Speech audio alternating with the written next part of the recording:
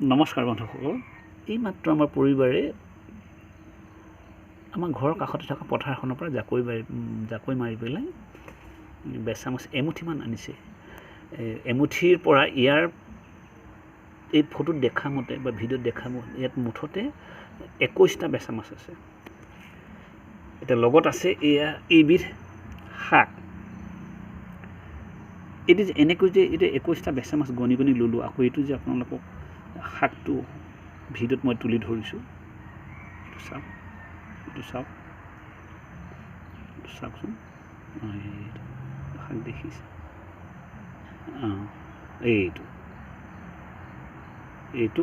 এইটো আমাৰ এইফালে কোনোৱে বৰালি বাবৰি বুলি কয়। অসমৰ বিভিন্ন ঠাইত হয়তো এই নামে নক'বও পাৰে, কিন্তু আমাৰ ইয়াত বৰালি বাবৰি বুলিয়ে কয়। এতিয়া কথা হ'ল, এই ভিডিঅ'ত মই এই বৰালি বাবৰি আৰু 21টা বেচা মাছনো দেখুৱাই পেলাই আপোনালোকৰ আগত কি অৱগত কৰিব বিচাৰিছোঁ শুনকচোন বাৰু। আমাৰ ঘৰৰ সন্মুখৰ এগৰাকী ভতিজা ছোৱালী, তাই কাৰ্বি আংলঙত বিয়া সোমাইছে। তাই এতিয়া মাকৰ ঘৰতে আছে। তাইৰ ছোৱালীজনীও জন্ম হৈছে। তাই আমাৰ সেই প্ৰায়খিনি সময় আমাৰ ঘৰতে অহা যোৱা কৰি থাকে। এই কথাই কেতিয়াবা মানে কি হ'ল, সেই জণ্ডিছ ৰোগটোৰ বিষয়ে মানে কেতিয়াবা কথা ওলাইছিলে। ওলাওঁতে তাই ক'লে যে মোৰো হৈছিলে, মই এনেকৈ 21টা বেচা মাছ আৰু এই বৰালি বাবৰি শাক এমুঠি লৈ বইল কৰি, অলপ পানী দি পেলাই বইল কৰি, খুব সুন্দৰকৈ বইল কৰি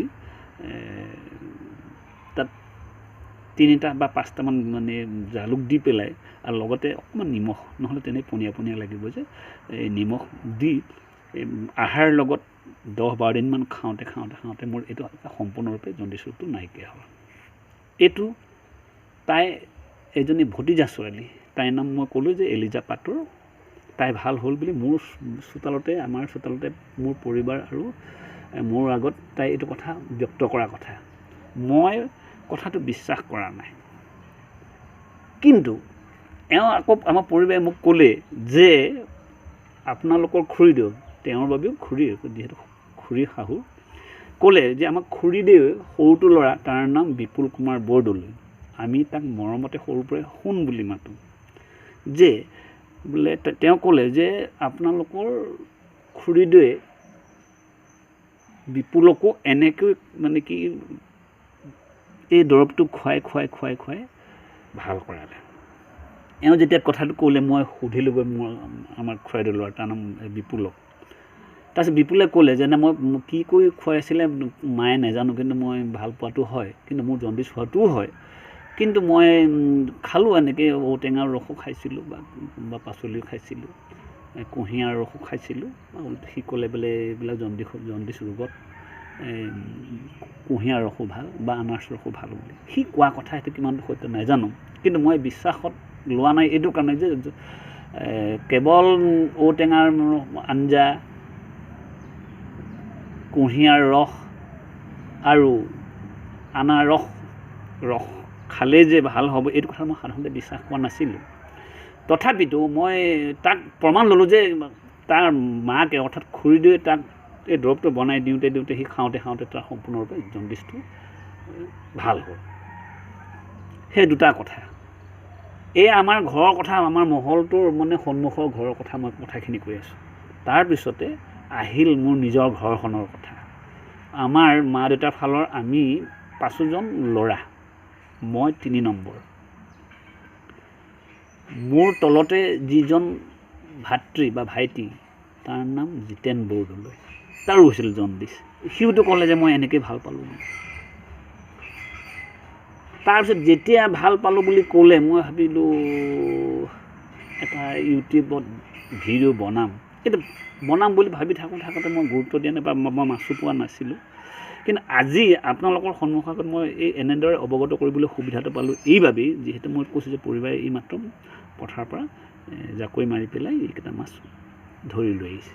গতিকে মোৰ ভিডিঅ'টো কৰিবলৈ খুব সুবিধা হ'ল, এতিয়া কৰিলোঁ। এতিয়া কথা হ'ল, আপোনালোকে এই ভিডিঅ'টো চাই কথাটো কেনেভাৱে লয় সেইটো আপোনালোকৰ কথা। কিন্তু এটা কথা হ'ল কেতিয়াবা অবিশ্বাস্য যেন লাগিলেও বা না ভূত না চুত যেন লাগিলেও কিছু হাস্যকৰ যেন লাগিলেও কিছু কথা কৰ্মই কেতিয়াবা যিহেতু ঔষধি গতিকে ই যে কিবা এটা ক্ৰীড়া নকৰিব সেই বুলি মানে ঠিক ভাবিব নোৱাৰি আৰু সততে এইটো কথাটো ভাবি চাবলগীয়া কথা যে গণি 21টা মাছনো কিয় ল'লে তাতোতো নিশ্চয় এটা ৰহস্য আছে গতিকে আৰু এটা কথা হ'ল এইটো আমাৰ ঘৰৰে যিহেতু কথা ইয়াত মই কিবা নতুনকৈ কিবা ৰহন সানি বা মোৰ ইউটিউবটো চেনেলত ভিডিঅ'ৰ লাইক আৰু ভিউৱাৰ বাঢ়ক বুলি ছাবস্ক্ৰাইবাৰ বাঢ়ক বুলি কৰা নাই কথা হ'ল এই কথাটো অৱগত কৰিলে বা ভাইৰেল কৰি দিলে যদি সঁচা অৰ্থত কোনোবাই খাই যদি সঁচা অৰ্থত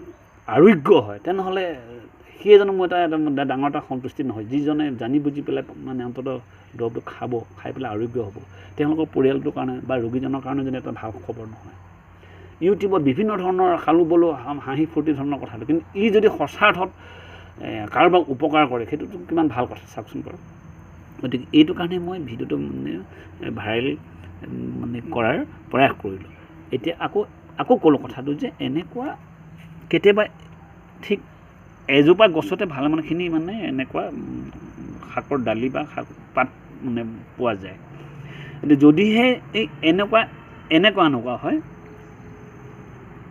এনেকুৱা তেনেহ'লে আপোনালোকে ইয়াৰ এনেকুৱা এমুঠিমান ল'বই লাগিব তাৰমানে এমুঠিমান লৈ ধুনীয়াকৈ ধুই বেচা মাছকেইটাও ধুই পখালি ধুনীয়াকৈ মানে উহুৱাব লাগিব উহুৱাই একদম তলিত মানে কিঞ্চিতহে পানী আছে এনেকুৱাকৈ মানে মাছকেইটা বুৰি থকা নহয় মাছকেইটা বইল হৈ পেলাই শাকখন বইল হৈ পেলাই যাতে অকণমান জোল থাকে তলতে অকণমান সেই মই ক'লোঁ যে জালুক 3টা বা 5টামান দিব তাৰপিছত নিমখ অকণমান দিব তেনেকেই ৰোগীজনক খাবলৈ দিব সেয়া খাই ভাল পোৱা নজিৰ আমাৰ ঘৰত আছিল বাবেই পৰিবাৰেও ক'লে যে আপুনি ইউটিউব চেনেল বনাই আছে কিন্তু আপোনালোকৰ ঘৰতে এইটো দৰৱ খাই পেলাই 3জন জণ্ডিছ ৰোগী ভাল হ'ল আপুনি কিন্তু তথাপি এইটো ভিডিঅ' বনাই পেলাই আপোনালোকে ৰাইজক কথাটো অৱগত কৰা নাই আজি সংযোগটো হ'ল অন্তবা সুবিধাটো হ'ল মাছ আৰু লগতে শাকবিধ আমাৰ বাৰীয়ে ঘৰে আছিলেই সেইটো সংগ্ৰহ কৰি আনি আপোনালোকলৈ